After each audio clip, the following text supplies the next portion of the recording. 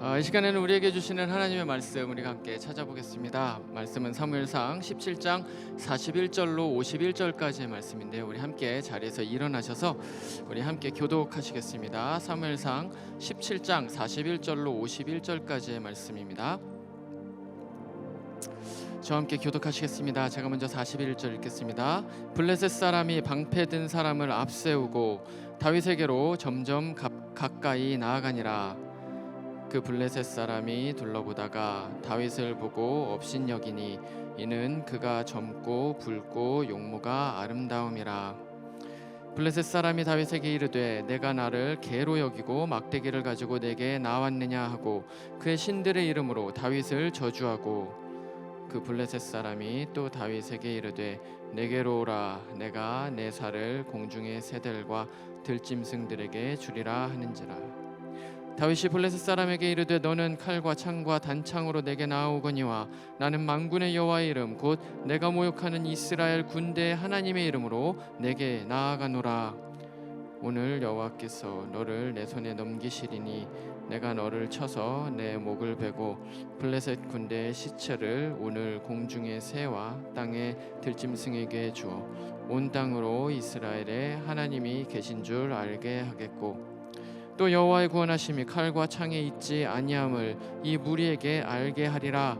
전쟁은 여호와께 속한 것인즉 그가 너희를 우리 손에 넘기시리라.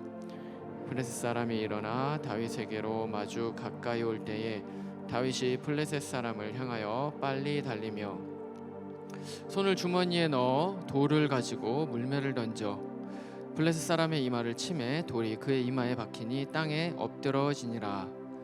다윗이 이같이 물매와 돌로 블레셋 사람을 이기고 그를 쳐 죽였으나 자기 손에는 칼이 없었더라. 51절 함께 읽겠습니다. 다윗이 달려가서 블레셋 사람을 밟고 그의 칼을 그 칼집에서 빼내어 그 칼로 그를 죽이고 그의 머리를 베니 블레셋 사람들이 자기 용사의 죽음을 보고 도망하는지라. 아멘. 자리에 앉아주시고요. 제가 한번 기도하고 말씀 나누겠습니다. 여호와 하나님 아버지, 감사합니다. 너무나도 귀하고 복된 이 주일, 또 주님의 말씀을 우리가 함께 나눕니다. 주님의 말씀이 이 세상의 진리이고 내 인생의 비침을 우리는 믿음으로 고백합니다. 이 시간 우리가 그 주님의 말씀을 함께 받게 될 때에 전하는 자나 받는 자나 모두 다 주님의 크고 놀라운 영광 안에서 주의 성령의 말씀을 듣는 시간 되게 하여 주시옵소서. 이 말씀을 전하는 자는 너무나도 부족하고 연약한 자입니다. 하나님 아버지께서 오로지 십자가 뒤로 숨겨주시고 온전히 여호와 하나님 아버지의 말씀만이 드러난 시간 되게 하여 주시옵소서. 감사하며 예수님 이름으로 기도합니다. 아멘. 우리는 지금 성경에서 나타나는 그 하나님의 명칭을 가지고 우리 하나님이 어떤 분이신가에 대해서 함께 나눠보는 그 설교 시리즈를 함께 진행을 하고 있습니다. 오늘 본문은 근데 우리가 너무나도 잘 알고 있는 다윗과 골리앗의 싸움에 대한 이야기입니다. 이건 사실 뭐 믿는 사람들 또 뿐만 아니라 믿지 않는 사람들조차도 너무나도 잘 알고 있는 거죠. 그래서 오늘은 우리가 이 말씀을 이렇게 막 한 절 한 절 세세하게 보는 것보다 이 말씀이 이야기를 하고 있는 아주 주된 핵심적인 이야기, 그 얘기를 우리가 한 가지 좀 이렇게 얘기를 해서 그것과 관련해서 또 우리의 삶과 어떻게 관련되어 있는지 우리가 함께 말씀을 나눠보는 시간을 가져보려고 합니다. 평상시에 우리가 이렇게 뭐 미디어 같은 거 뭐 스포츠 경기 같은 거지 이런 것들을 보면 사실은 이 다윗과 골리앗의 싸움이라는 그런 어떤 비유를 우리가 얘기를 들을 때가 사실은 이제 굉장히 많이 있죠. 예, 그래서 이 다윗과 골리앗의 싸움은 어떨 때 우리가 비유를 많이 듣습니까?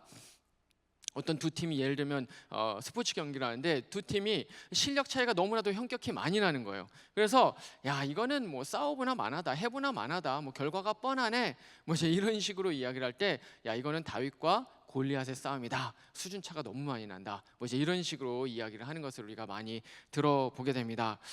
근데 사실 성경도 좀 그렇게 얘기를 하는 것처럼 보이기도 합니다. 성경에 나와 있는 이 골리앗과 그리고 이 다윗의 면면을 보면 좀 그런 것들이 사실 이제 많이 이제 보이죠. 먼저 우리가 이 골리앗에 대해서 좀 생각을 해보면, 오늘 읽지는 않았지만 이 사무엘상 17장 4절에 보면 이 골리앗이 어떤 사람인지가 이제 거기 이제 나오는데, 그 키가 얼마라고 이야기를 합니까? 17장 4절에 보면 거기 나오는데 키가 6규빗 한 뼘이라고 이야기를 합니다. 근데 이 규빗이 센티미터로 하면 45cm예요. 한 규빗이. 그러니까 이제 6규빗에 한 뼘이면 거의 한 3m 정도? 9피트, 사람의 키가 9피트면 뭐 사실 뭐 말이 안 되는 거죠.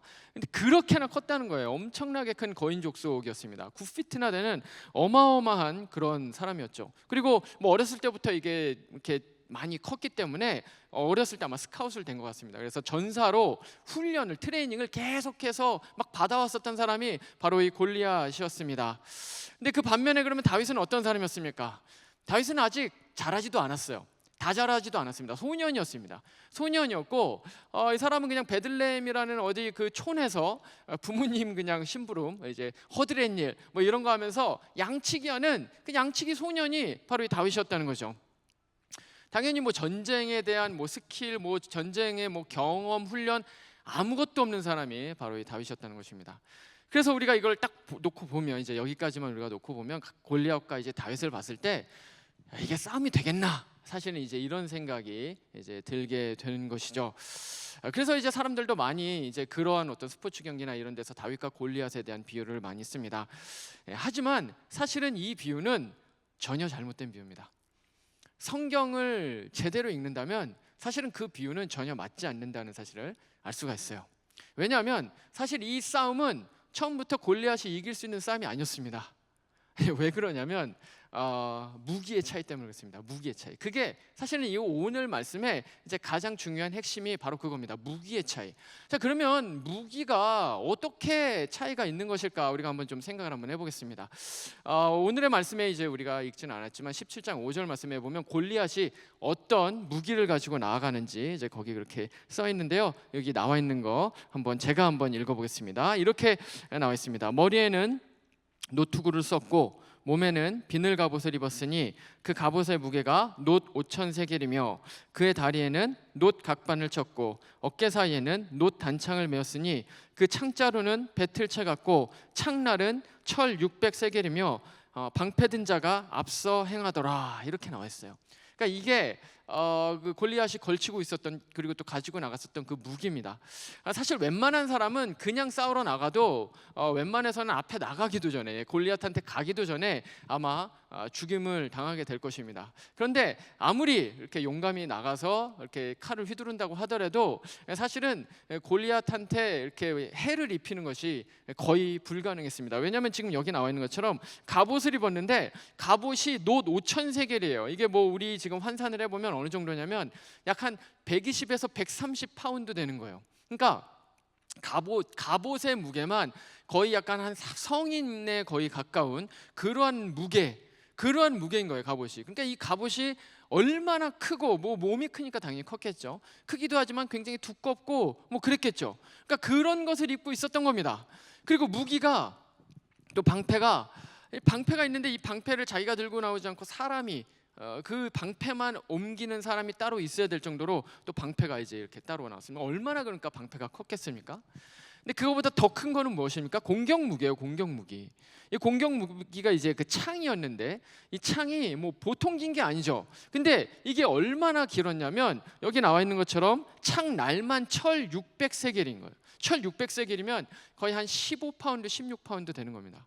그러니까 우리가 뭐 이제 피트니스를 혹시 다니시는 분들이 계신지 모르겠는데 피트니스에 가면 뭐 이렇게 아령, 덤벨 이제 하는 이거 15파운드짜리만 들어도 사실은 10개, 20개 하는 거 굉장히 어렵습니다. 근데 지금 그거를 창날의 무게만 그 정도였다는 거예요. 그러니까 이 창날의 무게만 봐도 보통 사람이 그냥 칼처럼 쓰는 아마 그 정도의 창날의 무게가 아니었을까, 아마 그렇게 이제 생각이 됩니다. 그러니까 이거는 뭐 사실은 싸움이 되지 않을 만한 그런 엄청나게 큰 무기를 골리앗이 가지고 있었다는 거죠. 반면에 다윗은 그럼 어떻습니까? 다윗이 이 정도 체격의 사람과 이 정도의 그런 어떤 방패와 무기를 가지고 있는 사람과 싸우려면 뭐 엄청나게 뭐 대단한, 그거보다 훨씬 더 뛰어난 그런 어떤 무기를 가지고 나와야 될 것 같이 이제 생각이 들죠. 근데 다윗은 어떤 무기를 가지고 나왔습니까? 네, 여기저기서 이렇게 웅성웅성 이제 그러시는데, 물맷돌이라고 하면 안 됩니다. 물맷돌이 아닙니다. 물맷돌이 아닙니다. 물론 물맷돌을 가지고 나갔죠. 하지만 다윗은 이 싸움을 나갈 때 내가 물맷돌을 내 무기로 써야 되겠다라고 이야기를 하지 않습니다. 그러면 다윗이 가지고 있었던 진짜 무기는 무엇인가? 그것이 이제 오늘 말씀에 나와 있는 45절에 잘 기록이 되어 있는데, 우리 45절 함께 한번 읽어볼까요? 함께 읽겠습니다. 시작. 다윗이 블레셋 사람에게 이르되 너는 칼과 창과 단창으로 내 나아오거니와 나는 만군의 여호와의 이름 곧 내가 모욕하는 이스라엘 군대의 하나님의 이름으로 내게 나아가노라. 아멘. 다윗이 지금 야, 너 지금 그런 무기 가지고 나와? 나는 물맷돌 가지고 나가. 내 물맷돌 선수야, 던지는 거 선수야. 이런 식으로 얘기합니까? 그렇게 얘기하지 않아요. 그럼 뭐라고 얘기를 합니까? 너 칼과 창과 단창을 가지고 그 두꺼운 갑옷 입고 나오냐? 근데 난 너가 하나도 안 무서운데? 왜냐하면 나의 무기는 만군의 여호와, 네가 지금 그렇게 욕하고 있는 만군의 여호와 이스라엘의 군대, 바로 그 하나님의 이름으로 내가 나아간다 라고 지금 이야기를 하고 있는 거예요. 그러니까 지금 이 무기가 무엇입니까? 물맷돌이 아닌 거예요. 사실은 이 다윗한테는 물맷돌도 필요가 없었어요. 어떤 분들은 이제 뭐 물맷돌 뭐 던지는 기술이 좋다 뭐 이런 얘기하는데 아니에요. 사실은 물맷돌 던지는 기술이 좋아가지고 이기려면 이미 이스라엘 군대에 이 다윗보다 훨씬 더 물맷돌 잘 던지는 사람들이 있었어요. 왜냐하면 사사기 말씀 마지막 부분에 보면 베냐민 지파에 이 저격수들이 있습니다. 스나이퍼예요, 스나이퍼. 지금으로 따지면. 근데 이 사람들이 얼마나 잘 던지냐면 왼손잡이들인데 이거를 던지면 백발백중이에요. 백발백중.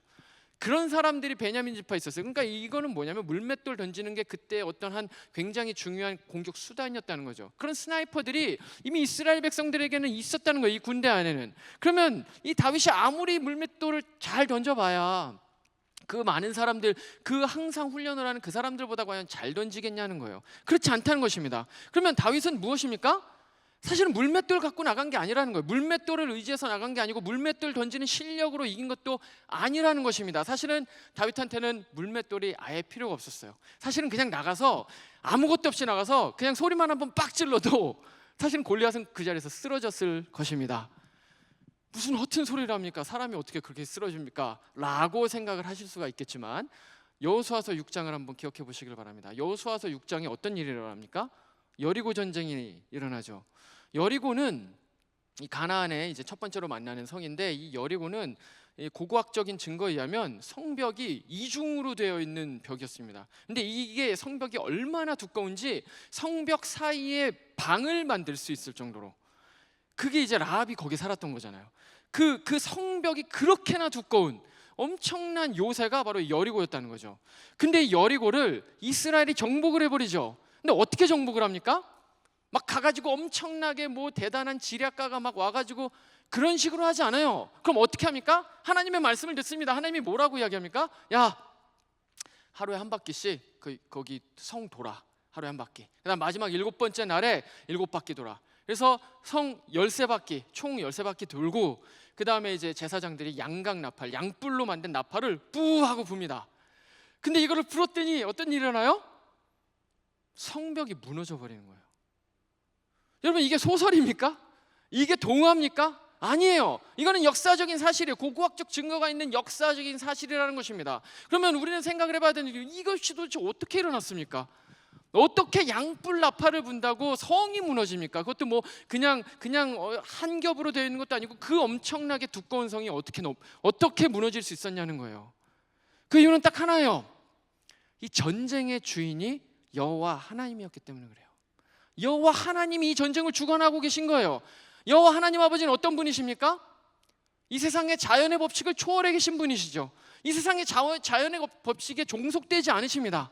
오히려 자연이 하나님께 종속이 되었죠. 그러니까 어떻게 됩니까? 바다가 갈라지고 놀라운 일들이 일어나는 거 아니겠습니까? 그러니까 성벽을 무너뜨리는 것은 하나님께는 아무 일도 아닌 것이죠. 그래서 성벽을 무너뜨립니다. 그러면 그 성벽을, 그 두꺼운 성벽을 한 번에 무너뜨리시는 그 하나님이라면 이 골리앗을 쓰러뜨리는 게 하나님한테 일이었겠냐는 거예요. 그것은 하나님한테는 사실은 일도 아니에요. 너무나도 쉬운 일이었죠. 근데 다윗이 그것을 정확하게 알고 있었던 거예요. 그래서 다윗이 47절 말씀에서 뭐라고 이야기를 합니까? 이 전쟁이 여호와께 속해 있다라고 이야기를 하잖아요. 이 전쟁은 너 골리앗한테 속해 있는 게 아니라 나한테, 나 다윗한테 속해 있는 게 아니라 이스라엘 백성한테 속해 있는 것이 아니라 너네 블레셋 군대에게 속해 있는 것이 아니라 바로 여호와 하나님께 속해 있는 것이다 라고 지금 이렇게 이야기를 하는 것입니다. 다윗은 정확하게 알고 있는 확신이 있었습니다. 그게 무엇입니까? 이 세상에 있는 그 숱한 많은 무기들 중에 아주 두려운 무기들 중에 가장 중요한 무기, 가장 엄청난 무기, 가장 파괴력 있는 무기, 그게 뭐예요? 바로 여호와 하나님의 이름이다. 바로 이것을 다윗은 정확하게 알고 있었다는 것이죠. 그렇기 때문에 말씀드렸던 것처럼 사실은 이것은 골리앗이 이길 수 있는 싸움이 아니었어요.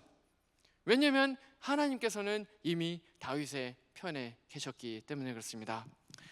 근데 이 만군의 여호와, 이게 바로 여호와 짜바오트라는 건데, 오늘 이제 나와 있는 그 설교의 제목, 그것이 이제 여호와 사바오트라고 나와 있는데, 사실 이게 여호와 짜바오트입니다. 이 히브리어 원래의 그런 어떤 음역을 얘기를 하면 여호와 짜바오트인데, 이 여호와 짜바오트라는 것은 사실 구약 성경에서 계속해서 나옵니다. 그래서 우리가 이제 볼 때 이제 만군의 여호와, 만군의 여호와 뭐 이제 이런 얘기를 이제 많이 보게 되죠.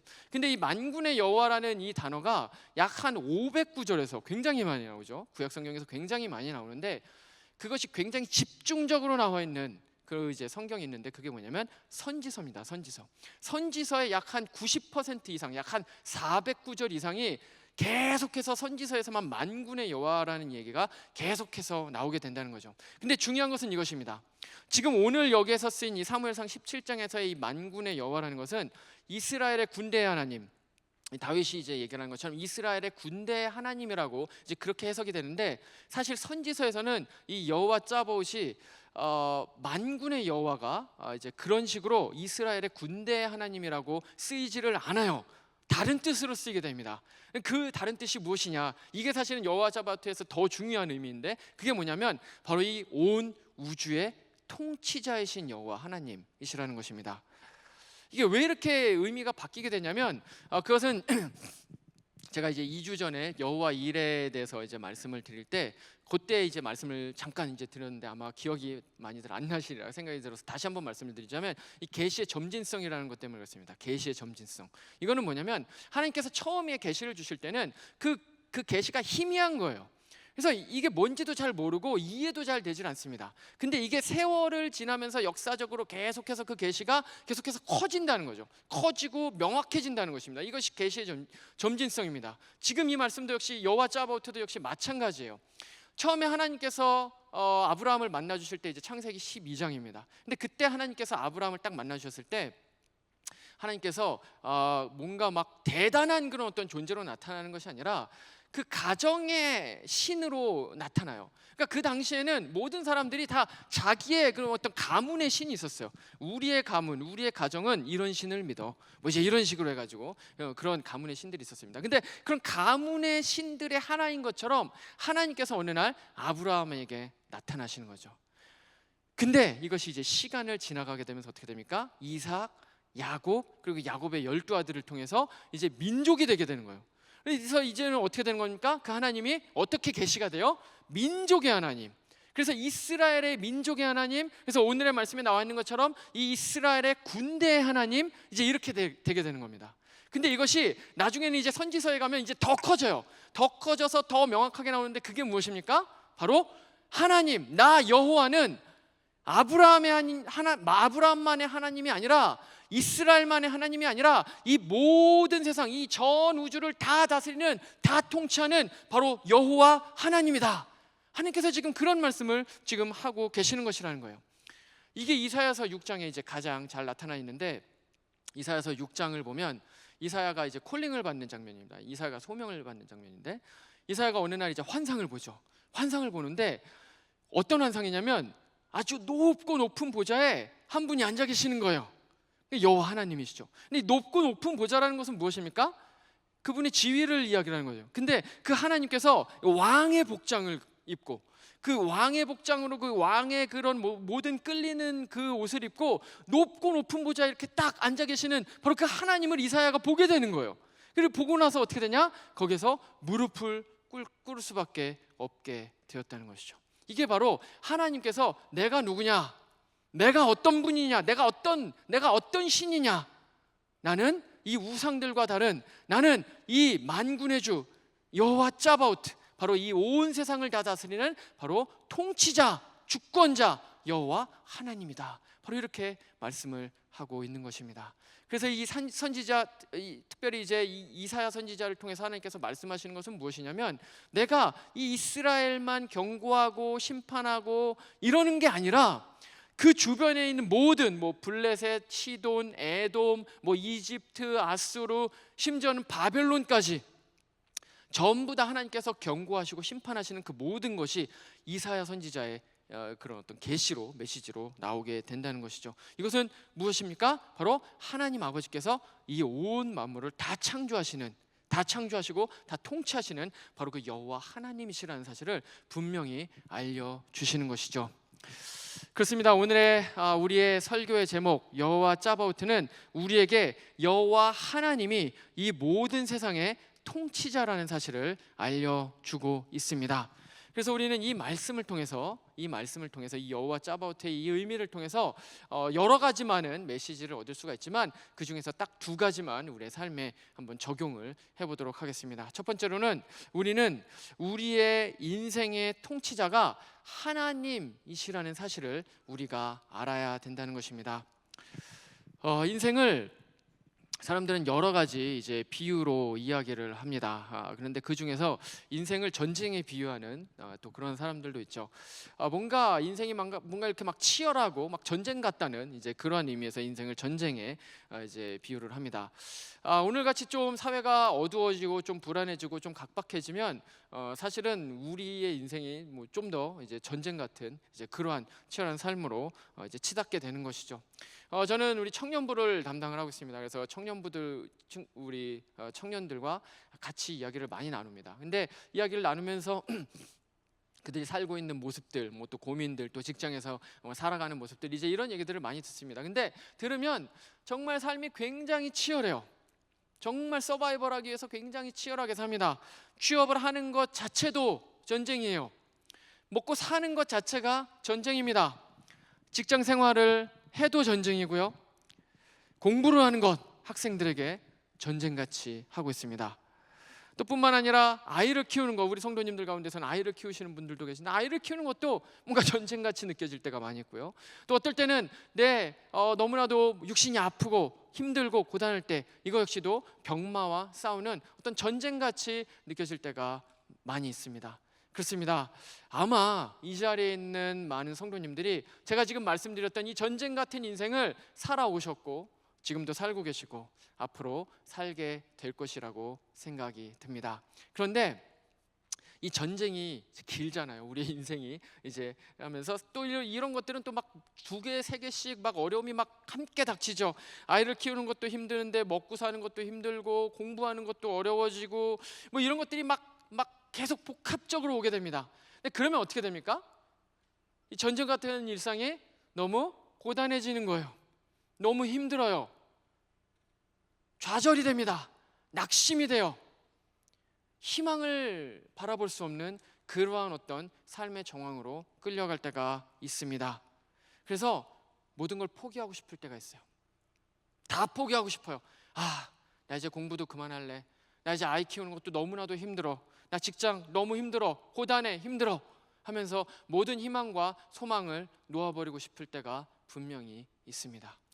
그런데 그때 우리가 반드시 기억해야 되는 것이 한 가지 있습니다. 그게 무엇입니까? 우리의 인생은 우리에게 달려있는 것이 아니라는 겁니다. 우리의 인생은 하나님께 달려 있습니다. 오늘의 말씀에 나와 있는 이 말씀에서 지금 우리가 본 것처럼 이 전쟁이 여호와 하나님께 달려 있는 것처럼 우리 인생의 전쟁도 우리가 뭔가를 잘하고 뭔가 우리가 열심히 하고 당연히 그렇게 살아야 되죠. 하지만 우리의 인생의 우리의 모든 문제들, 그리고 모든 아픔들, 모든 일들, 모든 미래, 모든 것들은 다 어디에 달려 있습니까? 바로 여호와 하나님께 달려 있다는 것이죠. 우리가 그것을 인정하고 먼저 나아가야 한다는 것입니다. 근데 우리는 착각할 때가 사실은 많이 있어요. 언제입니까? 야, 하나님께서 온 우주의 하나님 맞아요. 하나님은 이 모든 세상을 다 지으시고 섭리하시고, 근데 그러다 보니까 어떤 생각을 하게 되냐면 하나님은 나같이 이렇게 초라하고 사소한 사람한테는 별 관심이 없을 거야 라는 생각을 한다는 것이죠. 근데 그것은 완전한 착각입니다. 왜냐하면 성경의 많은 구절들이 그것이 잘못됐다는 것을 얘기를 해주겠습니다. 예를 들면 예레미야서 1장 5절 말씀에 보면 하나님께서 뭐라고 이야기를 하시냐면 이제 예레미야를 통해서 우리에게도 똑같이 하시는 말씀이죠. 우리가 어머니의 뱃속에 모태에서 생성되기도 전에, 모태에 우리가 생겨나기도 전에 내가 너를 알았다 라고 이야기를 하세요.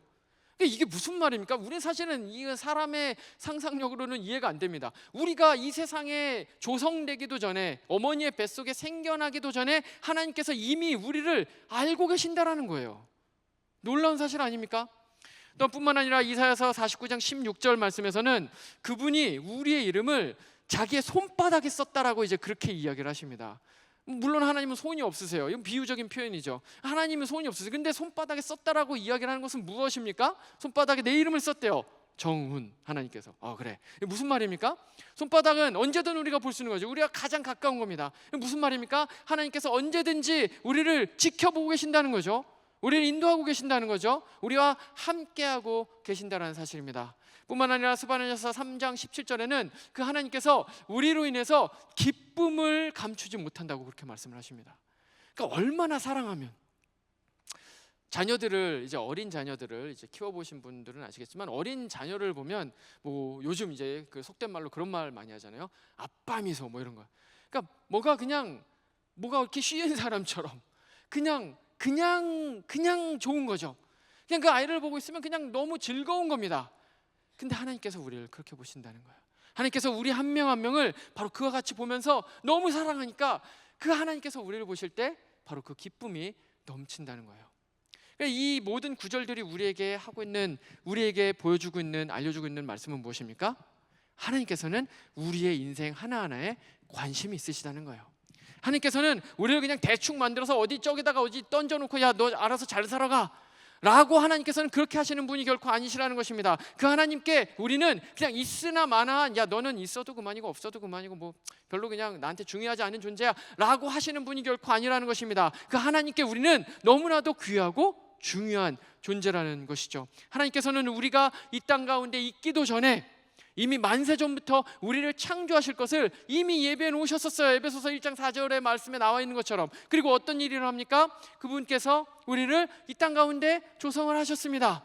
그리고 우리에게 축복을 주셨어요. 이 땅 가운데 태어나게 해주셨어요. 그리고 우리의 삶의 소소한 모든 것까지도 하나하나 모든 것까지도 간섭하시고 섭리하시고 인도하고 계시는 분이 바로 이 전 우주의 여호와 하나님이시라는 것이죠. 그렇기 때문에 그 하나님은 이 모든 세상을 다 통치하시는 여호와 하나님이 맞습니다. 하지만 동시에 그 하나님은 어떤 분이십니까?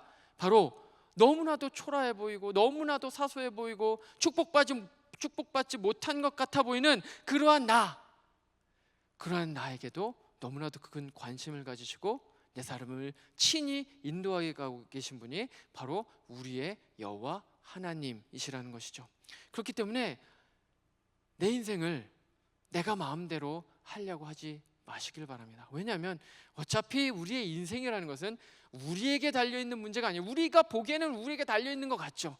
하지만 하나님께서는 그 우리의 인생, 마치 전쟁과도 같은 이 인생이 바로 여호와 하나님의 전쟁, 여호와 하나님의 그런 어떤 섭리 가운데 이루어진다고 말씀을 하고 계신 것입니다. 그렇기 때문에 혹시 불안과 힘들고 어렵고 자신의 삶에 자신이 주인이 되려고 하고 자신이 어떤 그 삶을 매니지하려고 하시는 분들이 계십니까? 이제 그 주권을 하나님께 돌려드리길 바랍니다. 자신이 붙들고 있었던 그 삶의 핸들을 이제 하나님께 돌려드리기를 바랍니다. 그러면 그 하나님께서 여러분의 인생의 핸들을 붙들고 가실 것입니다. 왜냐하면 그 여호와 하나님은 온 세상의 통치자이시자 내 삶의 통치자이시기 때문에 그렇습니다.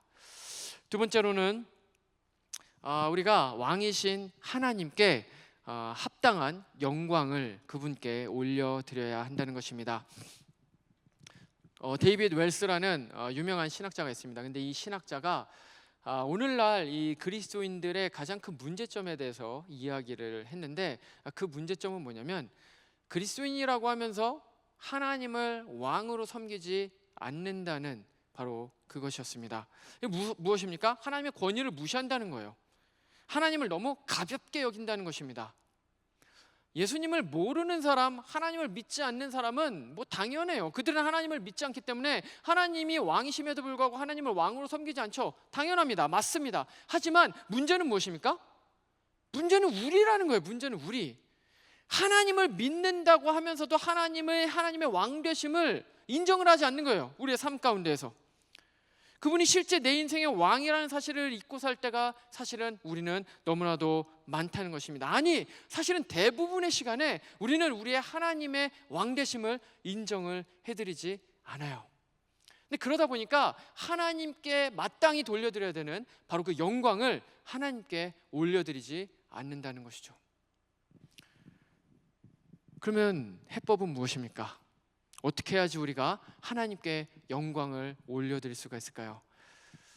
답이 한 가지가 방법이 있는데, 그것은 무엇이냐면 우리가 참된 예배자가 되는 겁니다. 저 지금 예배 열심히 잘 드리고 있는데요, 저 매주 교회 나와서 예배 드려요. 제가 지금 드리는 말씀은 그런 매주 나와서 예배 드리는 그런 것을 의미하는 것이 아닙니다. 물론 우리가 지금 드리는 이 공예배 물론 중요합니다. 진정한 예배 여기에서 드리는 거 중요합니다. 하지만 그거보다 훨씬 더 중요한 것은 우리의 삶 전체가 진정한 예배자의 삶이 되어야 된다는 것이죠. 왜냐하면 이 사실은 성경에서 말을 하고 있는 이 히브리어와 또 헬라어의 이 구약과 신약에서 계속해서 예배에 대한 그 단어가 나오는데, 이 예배의 원래적인 의미는 뭐냐면 무릎을 꿇고 절을 한다라는 그러한 의미입니다. 무릎을 꿇다, 절한다. 이건 뭡니까? 어떤 종교 의식을 의미하는 게 아니에요. 이거는 뭐예요? 나의 삶의 태도를 이야기를 하는 것입니다. 다시 말하면 내가 예배자가 된다는 것은 그냥 여기에 나와서 앉아 있는다고 해서 예배자가 되는 것이 결코 아니에요. 내가 매일의 삶 가운데서 진정한 예배자가 되지 못하면 사실은 이 자리에 나와서 앉아 있는 것은 그냥 쇼할 수도 있는 거예요. 그냥 종교의식에 그냥 치우쳐가지고 매주 나가는 거니까 뭐 나가서 1시간 앉아있다 오지 하고 나갈 수 있다는 것입니다. 하지만 내가 진짜 예배자가 되지 않으면 여기에서 이 1시간은 사실은 예배가 아닐 수가 있다는 것이죠. 왜요? 내가 매일 매 순간의 삶 가운데서 예배자로 삶을 살지 않기 때문에. 그렇기 때문에 중요한 것은 무엇입니까? 내가 진정한 예배자가 되는 것, 바로 그것이 중요하다는 것입니다. 제가 예전에 어떤 다른 교회에 이제 갔을 때 이런 문구를 이제 거기에서 본 적이 있습니다. 예배에 성공하면 인생에 성공한다. 믿으십니까? 예배에 성공하면 인생에 성공한다. 맞는 말이에요. 근데 저는 이걸 좀 더 다르게 표현을 하고 싶습니다. 예배에 성공하는 사람이 인생에 성공하는 사람이다. 예배에 성공하는 사람이 인생에 성공하는 사람이다. 예배에 성공하는 사람이 사실은 인생에 성공하는 바로 그 사람 그 자체라는 것이죠. 말이 안 돼요. 그게 무슨 인생의 성공입니까? 라고 얘기를 할 수 있어요. 왜요? 이유가 있습니다. 우리는 우리의 세계관 가운데 이 세상이 말을 하고 있는 그 성공에 대한 철학, 그것을 우리의 세계관 가운데 우리가 세례를 받고 있기 때문에 그렇습니다. 이 세상은 어떤 사람이 성공한 사람이라고 이야기를 합니까? 공부 열심히 잘해서 인류대학 아이비리그 가고 졸업해서 정해진 엘리트 코스에 따라서 좋은 연봉을 받고 좋은 직장에 가서 좋은 집을 사고 좋은 차를 타고 다니며 가정을 이루고 자녀들에게도 그와 같은 똑같은 교육을 주고 그렇게 해서 대대손손 자자손손 그와 같은 교육과 그와 같은 돈과 그와 같은 재산과 이런 것들을 물려주는 사람, 그 사람이 성공한 인생이라고 우리는 이야기하지 않습니까? 사실 우리가 교회를 다니고 있지만 우리는 우리의 옆에 있는 사람을 볼 때 그런 사람을 성공했다라고 이야기를 하지 않습니까? 근데 그게 뭐예요? 사실은 이 세상이 우리에게 주고 있는 성공의 개념이라는 것입니다. 그런데 정확히 아시길 바랍니다. 성경에서는 단 한 번도 그런 걸로 인생의 성공을 이야기한 적이 단 한 번도 없습니다. 단 한 번도 없습니다. 만약에 그것이 정말로 인생의 성공이라면 사도 바울은 실패한 사람이, 그 사람 원래 성공하던 사람이죠. 근데 실패한 사람이 왜요? 그 사람 헐벗고 굶주리고 살았습니다. 사람들한테 매 맞으면서 살았어요. 그러다가 나중에는 사형 선고를 받고 사형당해서 형장의 이슬로 사라져버립니다. 사도 바울이. 근데 우리는 사도 바울을 뭐라고 이야기합니까? 아유, 저 실패자, 이렇게 이야기를 합니까? 아니죠. 근데 사실은 그보다 더한 분이 계세요. 누굽니까? 바로 우리 주 예수님이시죠. 예수님이 이 땅 가운데서 막 백마를 타고 다니면서 귀족들과 함께 밥 먹으면서 그러고 다니셨습니까? 아니에요. 예수님은 가장 낮은 사람들과 함께 다니면서 그들과 함께 밥 먹고 그들과 함께 식사하고 소외된 사람들과 함께 나가서 말씀 나누고 이야기 나누고, 그러다가 결국에는 십자가에 달려 돌아가셨습니다. 이 세상의 성공의 개념으로 봤을 때 예수님은 실패자 아닙니까? 근데 성경은 뭐라고 이야기를 합니까? 바로 그와 같은 삶이 인생의 성공이라고 이야기를 합니다. 왜요? 이유가 무엇입니까? 바로 하나님께 무릎을 꿇었기 때문에, 하나님께 돌려야 되는 바로 그 영광을 돌려드렸기 때문이라는 것입니다. 성경은 그것을 우리에게 인생의 성공이라고 분명히 이야기를 하고 있다는 것이죠. 저는 이 자리에 있는 우리 모든 성도님들이 성경이 말하는 성공을 쫓아가시기를 말씀으로 축원을 드립니다. 이 세상이 말을 하고 있는 그 거짓에 귀를 닫고 성경이 무엇이라고 말을 하는지 지금 오늘부터라도 다시 한번 천천히 살피면서 정말로 하나님 아버지께서 내가 삶을 살아가는 그런 어떤 삶의 양태가 무엇이 어떻게 되기를 원하는지를 잘 생각하면서 삶을 살아가실 수 있기를 말씀으로 축원을 드립니다. 그것이 무엇입니까? 바로 예배의 성공이라는 것이죠. 저는 이 예배에 성공한 사람 한 사람을 알고 있습니다. 그래서 이제 그 사람을 잠깐 소개를 하고 그다음에 이제 말씀을 마치려고 하는데요. 사역을 하다 보면 되게 인상 깊은, 잊을 수 없는 그런 사건도 일어나고요, 잊을 수 없는 그런 사람도 만나게 됩니다. 근데 제가 이제 그런 사람을 예전에 한번 만났었습니다. 제가 초임 전도사 때, 아주 오래된 일인데요, 초임 전도사 시절이었습니다. 제가 한국에서 이제 신학대학원을 들어가고 나서 처음으로 이제 초임 전도사로 이제 갔습니다. 근데 그때 제가 어떤 사역을 했냐면 이 유년부 1, 2, 3학년들 이제 사역을 했습니다. 그러니까 어린 아이들이죠. 한 25명에서 30명 이제 적은 아이들을 데리고 말씀을 가르쳤었습니다. 근데 이 아이들 중에 굉장히 아주 특별한, 제가 도저히 잊을 수 없는 그 한 명의 아이가 있습니다. 누구냐면 제가 이제 그때 딱 초임 전도사로 갔을 때 딱 1학년 올라온, 유치부에서 1학년으로 올라온 아이인데, 그 아이가 그러니까 이제 미국 나이로 하면 6살 정도 이제 된 아이죠. 근데 굉장히 특별한 아이였습니다. 왜냐하면 첫 번째로는 성경을 너무 사랑합니다. 성경을 너무 사랑해요. 성경을 좋아한다는 표현으로는 모자라요. 성경을 너무 사랑해요. 그래서 이 아이는 그 말이 터질 때부터 성경을 계속 읽었어요. 물론 그 이전에 엄마가 계속 성경을 읽어줬어요. 근데 이제 말이 터지면서부터 글을 이제 읽을 수 있게 되면서부터 성경을 아이가 읽게 됐어요. 근데 스스로 읽었어요. 뭐 누가 막 야 뭐 성경 읽으면 뭐 돈 줄게 뭐 이런 거 아니에요. 뭐 성경 안 읽으면 밥 안 줘 뭐 이런 거 아닙니다. 성경을 그냥 사랑하는 거예요. 너무 읽고 싶은 거예요. 그래서 성경을 막 읽습니다. 그래서 성경을 어느 정도라 사랑을 하냐면 저한테 이제 와가지고 자기가 이사야서를 너무 궁금하다, 알고 싶다는 거예요. 이사야서를 알려달래요. 근데 솔직히 말을 하면 이 이사야서는 구약 학자들도 어려워하는 게 이사야서예요. 근데 이제 저는 신학부를 전공을 하지 않았습니다. 신학을 전공하지 않고 신학대학원을 가서 이제 했는데, 사실은 20대 중반에 그런 어떤 전도사, 전도사 사실은 뭐 좀 이런 말은 좀 하지만 하여튼 나부랭이에요. 전도사는 나부랭입니다. 근데 이제 그런 전도사 나부랭이로 뭐 아무 사실 저도 잘 몰라요. 근데 이제 그랬어요. 그래서 이사야서 근데 알려달라는데 어떡합니까? 말씀 맡은 자로서 또 알려줘야죠. 그래서 저도 제가 막 이사야서를 공부를 하고 그 아이를 1대1로 이제 앉혀놓고 이사야서를 막 같이 공부를 하고 이제 그랬었던 일이 있을 정도로 놀라운 거죠. 왜냐면 솔직히 한번 이사야서가 어디에 있는지도 모르는, 사실은 아이들은 이사야서가 뭔지도 모릅니다. 이사야가 누구냐 해도 모르죠. 근데 이 아이는 이사야서가 궁금하다고 이야기를 하는 겁니다. 놀라운 거죠. 그래서 근데 하여튼 이렇게 성경을 너무나도 사랑하는 게 너무나도 특별했는데, 특별한 게 한 가지가 더 있었습니다. 그게 뭐냐면 예배입니다. 예배. 이 아이가 예배를 너무 사랑해요. 그래서 그냥 이렇게 있으면 그냥 한 5분 전 10분 전, 예배 시간 5분 전 10분 전에 항상 옵니다. 와서 그 강대상 바로 가장 앞에 중간에 딱 보이는 그 자리에 딱 앉습니다. 찬양을 얼마나 열심히 하는지 몰라요. 막 찬양 율동 막 얼마나 열심히 하는지 모릅니다. 그리고 설교를 제가 이렇게 하면 그 막 눈이 막 뚫릴 것 같아요. 제가 뚫릴 것처럼 막 그냥 얼마나 집중을 하는지 딴 데를 보지도 않아요. 계속 합니다. 그리고 이제 어린이들 설교를 하면 뭐 질문을 하죠.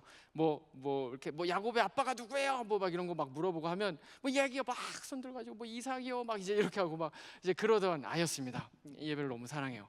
근데 어느 한 주일에 엄마가 전화를 저한테 했어요. 아침에 전화를 받았습니다. 저 아무개 엄마인데 이 아이가 오늘 예배를 못 갈 것 같아요. 이제 이렇게 얘기했어요. 그래서 무슨 일입니까?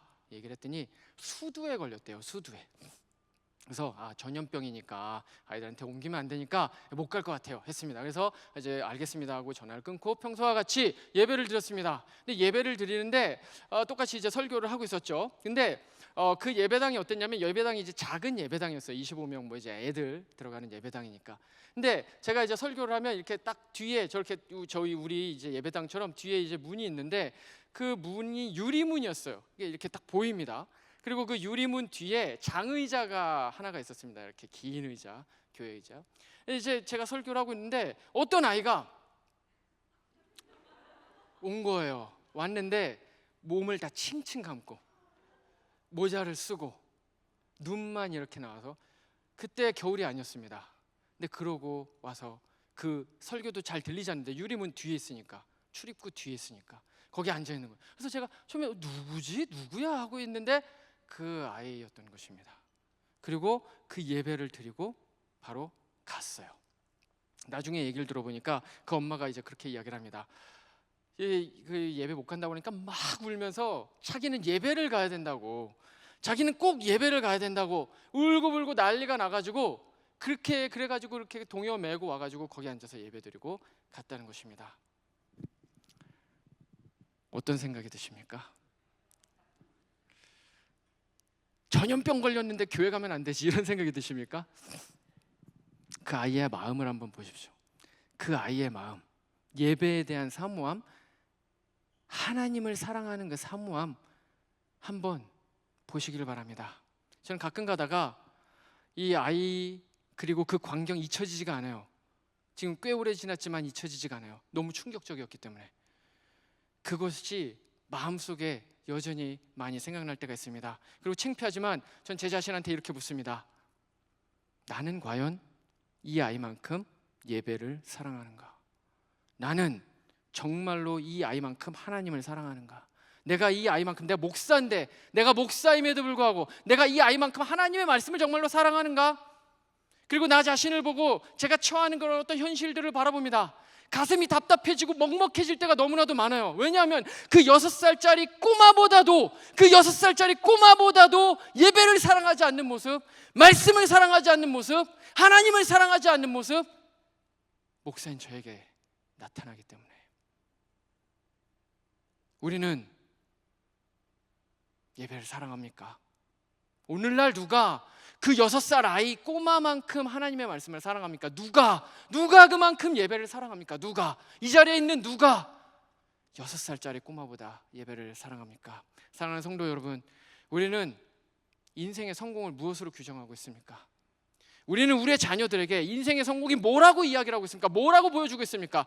아까 말씀드렸던 것처럼 이 세상의 세례를 받아서 철저히 이 세상의 사람들이 말하라는 것처럼, 야, 공부해야 돼. 아침부터 저녁까지 공부해. 그리고 좋은 대학 가야 돼. 좋은 대학 가서 좋은 샐러리를 받으면서 사람들에게 유명해지고 사람들이 박수 쳐주는 그러한 삶을 살아가는 것이 너의 인생의 성공이야. 교회를 다니지만 그것이 너의 인생의 가장 중요해. 그래야지 사람들이 너한테 박수 쳐줘. 그래야지 사람들이 너한테 친구해줘. 그게 인생의 성공이야. 사업이 잘 돼야지. 돈을 많이 벌어야지. 야, 그 구닥다리 차 그런 거 타고 다니면 사람들이 너 무시해. 이 세상이 말을 하고 있는, 이 세상이 우리에게 세례를 주고 있고, 이 세상이 우리의 머릿속에 계속해서 잠식하고 있는 그러한 것이 혹시 우리의 마음 가운데, 우리의 세계관 가운데, 우리의 가치관 가운데 들어와 있지는 않냐는 거예요. 그러면 우리는 마땅히 하나님께 돌려야 될 영광을 절대로 하나님께 돌릴 수가 없습니다. 그런 것들을 우상 삼는 것이죠. 돈이 우상이 되는 것이고요, 커리어가 우상이 되는 것이고요, 학벌이 우상이 되는 것입니다. 왜요? 그게 내 인생에 가장 중요하니까. 교회를 다니지만 그게 더 중요한 거예요. 그러니까 자녀들한테 그런 것들을 그렇게 가르쳐 주게 되는 것입니다. 저는 이 자리에 있는 우리 모두가 다 진정한 성공, 성경, 이 세상의 모든 진리를 담고 있는 영원 불변의 이 법칙, 이 성경 말씀이 우리에게 이야기를 하고 있는 이 인생의 성공에 대해서 우리가 좀 계속해서 생각을 해봤으면 좋겠습니다. 우리의 인생의 성공은 무엇입니까? 바로 진정한 예배자가 되는 것. 진정한 예배자가 돼서 바로 여호와 하나님 아버지 앞에 돌려드려야 되는 그 만왕의 왕이시며 만주해 주시며 이 세상을 창조하시며 이 세상을 통치하시는 바로 그 여호와 하나님 아버지 앞에 마땅히 돌려드려야 되는 그 영광을 돌려드리는 우리가 되기를 말씀으로 축원을 드립니다. 말씀을 마치겠습니다. 찬양팀 앞으로 나와주시고요. 여호와 짜바오트, 그것은 만왕의 왕이시며 우주의 통치자이신 여호와 하나님의 명칭입니다. 어제나 오늘이나 내일이나 영원토록 여호와 하나님께서는 이 온 우주의 통치자이십니다. 그리고 우리의 삶의 통치자이시기도 하십니다. 그렇기 때문에 하나님께서는 지금 우리에게 말씀하십니다. 네 삶을 너가 스스로 매니지하려고 하지 말고 그 주권을 나에게 달라, 나에게 다오. 혹시 자신의 삶을 스스로 그렇게 매니지해 가시는 분들이 계십니까? 오늘 하나님께서 여호와 짜바오트의 여호와 하나님 아버지께서 우리에게 하시는 말씀, 내가 너의 왕이다, 내가 너의 주권자다 하시는 말씀을 들으시기를 바랍니다. 또한 뿐만 아니라 그 영광스럽고 존귀하신 이름에 영광을 올려드리기를 원합니다. 주님은 우리의 왕이십니다. 그러면 우리는 그 앞에 무릎을 꿇어야 됩니다. 오직 그분만이 우리 인생의 주인이시고 우리의 모든 예배와 경배를 받으시기에 합당하신 분이시기 때문입니다. 우리 시간에 자리에서 일어나셔서 이 찬양을 함께 부르시면서 우리 이사야서 6장에 나와 있는 것처럼 이 이사야가 본 바로 그 환상을 바라보는 그런 심정으로 높고 높이 계신 그 여호와 하나님 아버지를 우리가 바라보며 주님 앞에 나아가겠습니다.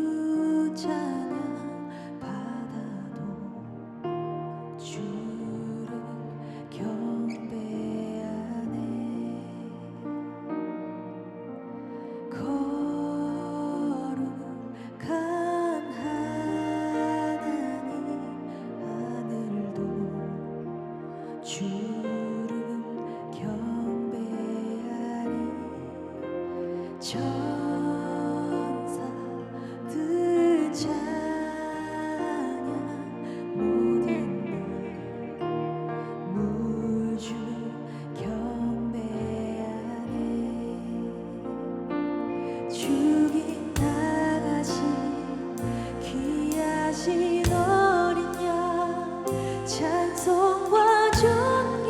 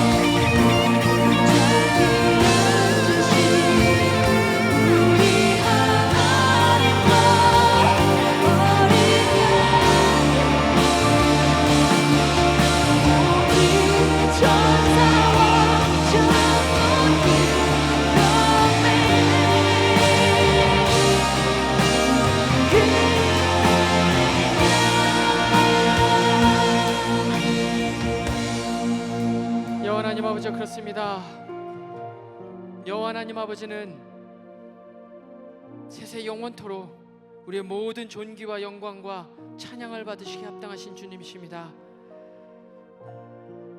하나님, 내가 그 하나님께 내 모든 전심을 다하여 영광을 올려드리는 참된 예배자로 살아가고 있습니까? 하나님, 내 삶을 돌아봅니다. 나의 예배를 돌아봅니다. 나의 평상시의 삶을 돌아봅니다. 하나님, 부족한 것 투성입니다. 하지만 그럼에도 불구하고 내가 주의 그 영광을 바라보며, 주님의 그 능력을 바라보며, 주님의 그 은혜를 바라보며 주님 옆에 나아갑니다. 하나님, 불쌍히 여겨 주시옵소서. 하나님, 불쌍히 여겨 주시옵소서. 내가 내 영원토록 나의 주 되신 여호와 하나님 아버지만 바라보면서 그 하나님 아버지 앞에 내 모든 인생을 내어 맡기고 내 모든 영광을 돌려드리는 그런 사람이 될 수 있도록 나와 함께하여 주시옵소서. 이 시간 작은 예물 가지고 주님 앞에 나옵니다. 하나님, 정말 작은 정성이지만 내가 내 모든 것들을 주님께 돌려드려야 되지만 정말 이 작은 예물 나의 마음으로 주님께 올려드립니다. 하나님, 이 예물을 받으시고 이 예물이 쓰여지는 곳곳에서 하나님 아버지의 영광이 드러나기를 소원합니다. 여호와는 내게 복을 주시고 너를 지키시기를 원하며 여호와는 그의 얼굴을 내게 비추사 은혜 베푸시기를 원하며 여호와는 그 얼굴을 내게로 향하여 드사 평강 주시기를 원하노라. 이제는 우리를 위하여 낮고 낮은 이 땅에 오신 우리 주 예수 그리스도의 은혜와 우리를 너무나도 사랑하여 주셔서 그 아들을 주신 하나님 아버지의 극진하신 사랑과 지금 이 순간에도 우리의 마음 가운데 말씀하여 주시는 성령 하나님의 감화 감동 역사 충만케 하심이 이 자리에 나와서 하나님 아버지를 온전히 나의 구원자, 나의 왕, 이 세상의 통치자로 여기기를 원하는 우리 모든 ANC 성도님들의 머리 위에, 우리의 조국 한국의 교회 위에, 그리고 지금 이 순간에도 자신의 모든 것을 다 바쳐서 복음을 전하고 있는 우리 모든 선교사님들의 머리 위에, 가정 위에, 사역 위에, 삶 위에 이제로부터 영원토록 함께 있을지어다. 아멘.